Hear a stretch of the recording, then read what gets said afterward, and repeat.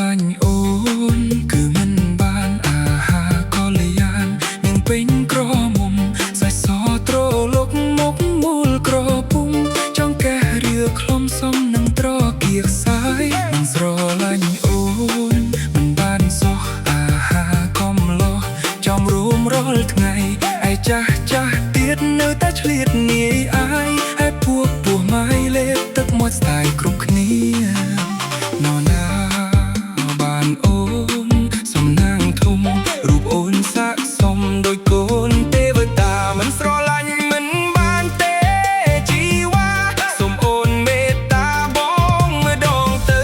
មិនស្រឡាញ់អូនមិនបានទេគេយកបានគេ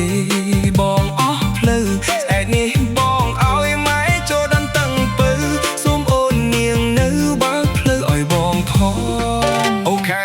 បាស្អាតម្លឹមលឹងធ្វើមិនទៅអញ្ចឹងបានស្រស់ប្រលឹងយកមករួមស្នេហារូបអូនស័ក្តិសមដូចជាកូនទេវតាសូមអូនមេត្តាដល់បងម្ដងទៅដល់ចិត្តលួចស្នេហ៍លួចស្រឡាញ់លើពៅស្អែកនេះប្រាប់ម៉ែឲ្យចូលចែកជើសូមអូននាងនៅបើកផ្ដល់បងផងមានចេក5ស្នូមមានដូង5ជីមាន5គីឡូពូត5រ៉ូទីមានសេះ5ក្បាលមានស្លា5គូនិងចម្ពូ5ថងឡងកង5អីមានចំបៃ5បាវសាមក5បេមានលេ5 10ទឹកអប់5ឡូនិងម៉ូតូ5គ្រឿងឡាន500ចិត្តលុយ$5ថែមនំភីសាគ្រួសាររីករាយឲ្យ5ប្រអប់ជាតិអូនណា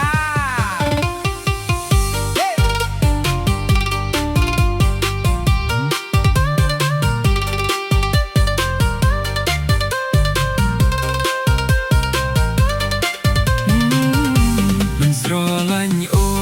នគឺមិនបានអាហារក៏លាយ